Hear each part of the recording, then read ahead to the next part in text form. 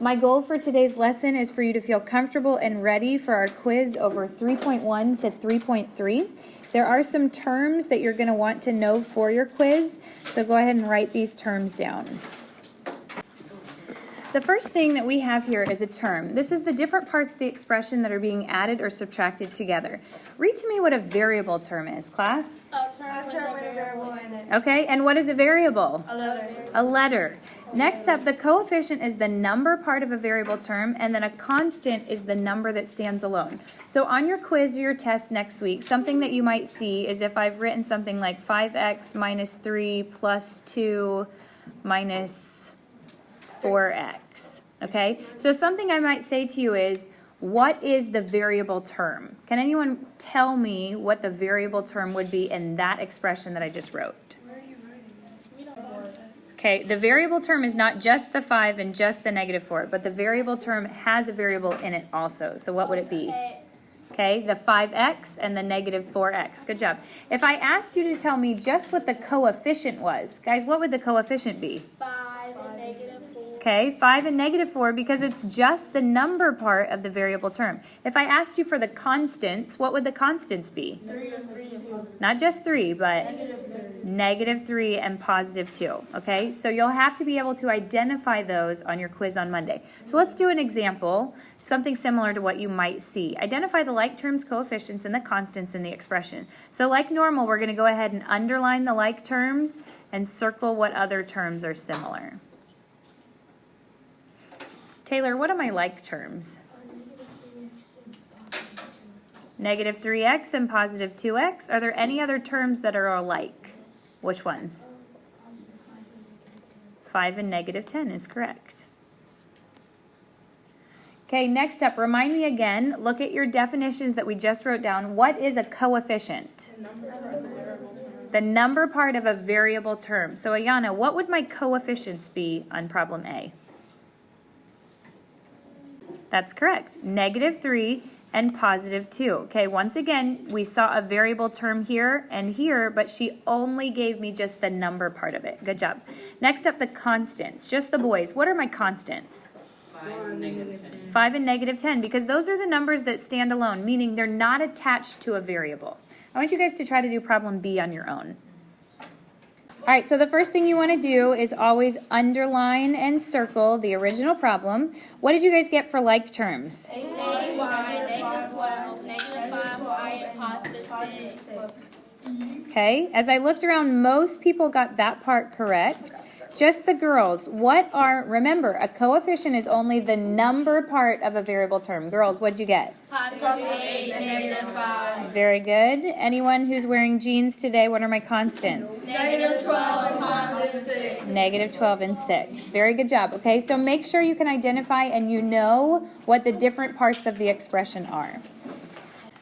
Section 2 is asking us to simplify the expression. So it doesn't want an actual answer. It says simplify it, so that means to make it more simple. Haley, what should I underline and circle? Negative 3x and then negative 5x. And then circle the positive 7. Very good. Now remember, I always want the variable term to go first. So let's go ahead and do negative 3x and negative 5x. Do I have the same sign or a different sign? Same sign, Haley. Same sign, add the numbers, keep the sign. What do you get? 8x. Okay, and then keep the sign? Negative 8x, very good. Now you'll see also, same sign, add and keep. What do you get? Positive 17, all right? And that is simplifying the expression. I want you guys to do problem B. Okay, so we've got negative 5y, positive 5y, a 3, and then a negative 2. What happens to my y's? They cancel out. They cancel out, okay? I saw some people wrote 0y. Please don't do that. Show me that there's no y's there by showing me there's nothing there. And then 3 minus 2 is 1. So your correct answer is 1. Very good job for most of you. Let's go on to the next one. Simplify the expression 7/10 m minus 4 plus 7 minus 2/5 m. Alexis, what are my like terms?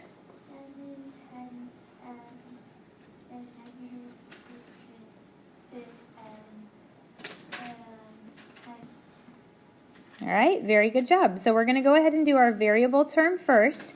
7/10, I'm going to just do my work over here on the side, minus 2/5. Do I need a common denominator? Yes. What would it be? 10. A 10.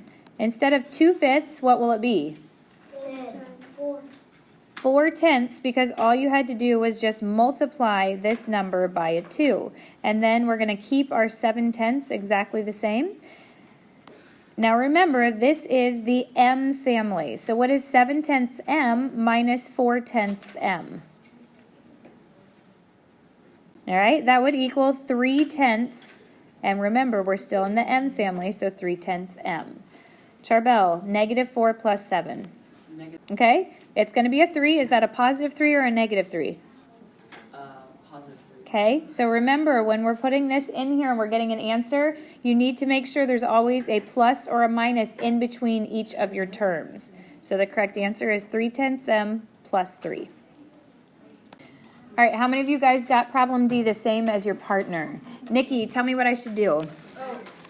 See, you underline 4.1R and 2.3R. Good job. You circle positive 10. You add 4.1R with 2.3R. You get 6.4R. Then you have to bring down the plus 10. Good job. A few people forgot to bring down that plus 10. Don't leave that thing sitting up there, okay? You got to bring it down with you. And that is correct because there is nothing else that we can simplify anymore. Very good. Next section, the instructions are a little bit different. It asks us to find the sum. Here's something that I saw a lot of people who did on their homework. They started going right here and underlining and circling. I do not want you to underline and circle when there are parentheses in the problem. You have to get rid of the parentheses first and show me that work because things change when there's minus signs in there, okay? So, do I need my parentheses here? No. I don't need them anymore because there's no work to do inside. There's not a number or a negative on the outside. So now, with that, I can drop it down, x plus 3. Do I need these parentheses anymore? No. Because once again, there's no work to do inside the parentheses and there's not a number outside the parentheses that I need to distribute. So I'm just going to drop it down. Now you are able to circle and underline to get the correct answer. How many x's is there on that first one? 1. That's 1x. This one's a 2x. Circle and underline. Sierra, what should I do? Okay, very good. 1x plus 2x is 3x. What about the other one? Okay, what's 3 minus 1? 2. Positive or negative? Positive 2, and that is your correct answer. Next one has some fractions, which is okay. When adding and subtracting, just make sure that we have the same denominator. Hunter, do I need these parentheses? No. Okay, I don't because there's no work to do inside of them, and there's no number on the outside, and there's not a negative on the outside. So I'm going to drop it down. What about these parentheses? Do I need those ones, Hunter? Yes, but negative always wins over positive, so it's subtract. Okay. 5th y. Very good. So he's noticing right here that I am adding a negative. Anytime we add a negative, that simply means that I have to subtract it. And now we can bring everything else down. Okay, I do not need to change any of my signs because the sign that was out here was a positive. All right, now let's go ahead and work together. Let's circle and underline. Cameron, what should I circle and underline? Underline 1/5 y. Negative 1/5 y. Negative 3/5 y. And negative 6 you can circle. And positive 6 you can circle. All right, very good. The first thing we're going to deal with is our variable term. This is a negative and that's a negative. Same sign or different sign, class? Same sign. Those are same signs. They're both negative numbers, okay? Same sign, add the numbers, keep the sign. Do I already have a common denominator? Yes. Yes. So what is negative 1/5 plus negative 3/5?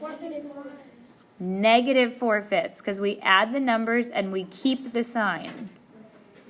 What about plus 6 minus 6?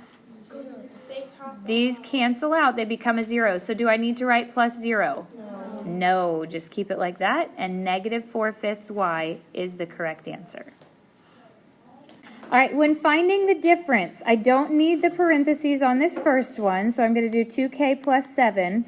Now remember, we don't like to have minuses there. So I taught you a trick. You're allowed to change it to a plus, but what do I have to do if I change it to a plus? Take the other thing, change the sign. Every single sign that's inside those parentheses has to change to the opposite. So instead of a positive, I'm going to have negative 1k. And instead of a positive 11, I'm going to have negative 11. Help me out with this. I have a plus minus. Who always wins? The minus always wins. When you are adding a negative, that simply means you're subtracting it. Now we're going to go in, circle, and underline. What is 2k minus 1k? 3K. 2k minus 1k. Okay, 1k. And what is 7 minus 11? Negative 4. Now remember, this is an understood one, so I can just say k minus 4. Problem B, 8.6 c minus 2. Okay, remember we've got a minus right here. We don't love to have minuses, so I'm allowed to do what? Change it to a plus, as long as everything inside of here gets a sign switched. All right, so let's go ahead. It's going to be negative 3.4c. And what does my negative 5 become? A 5. Positive 5. Once again, I don't want to have a plus minus. A lot of people on their homework yesterday put plus minus. You have to show me that you understand when you're adding a negative, that just means that you are subtracting. Now let's go ahead and circle and underline. This is positive, negative. Those are both in the C family. And this is my constants. So right here, 8.6c minus 3.4c is what? 5.2c. And what is negative 2 plus 5? Negative 7. Positive 3. Positive 3. Different signs, subtract and take the sign of the larger number. Just remember, there's different rules when we're adding and then when we're subtracting. So be careful with those rules. Let's go on to the next one. Simplify the expression using the distributive property. Remember, distributive property you use whenever there is a number that's stuck outside the parentheses right there. So, we want to go ahead and use our arrows. When doing distributive property, I have to see that work right there. Okay? Harmony, what's 2 times 3x? 6x. And then what is positive 2 times positive 5? Positive or negative? Positive 10. So the answer is 6x plus 10. Next one. We get scared sometimes when there is a fraction, but a half is the best fraction ever because we know how to do halves of certain things. Once again, I'm using distributive properties, so I want to see these arrows right here like that. First up, Ayana, what is half of 10k? 5k is correct. Now next up, to help you out, this is a positive multiplied by a negative. So Madison, if I have a positive times a negative, what will my answer be? It's going to be a negative. What is half of 6, class? 3. 3. Okay, so the answer is 5k minus 3. There's one final problem left to do today, and here's what I want you to remember. When you have parentheses like that, is there anything that I can combine inside of those parentheses? Negative 3 and the negative 5. There are two constants, numbers that stand alone. I've got a negative 3, and I also have a negative 5. So now what I'm going to do is drop down the number on the outside, but let's go ahead and combine our like terms inside, okay? Let's do the variable term first. I'm just going to simply drop down my 2x, but what is negative 3 minus 5? Negative 8. Good job. Same sign, add the numbers, and keep the sign. Do I need to use distributive property? Yes, because there's a number outside the parentheses, I have to distribute it to everything on the inside, okay?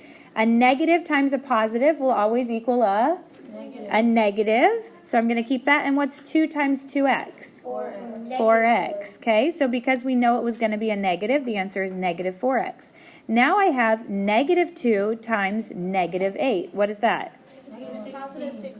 2 negatives, when multiplied together, is an even number, so your answer will always become positive. So the correct answer is negative 4x plus 16.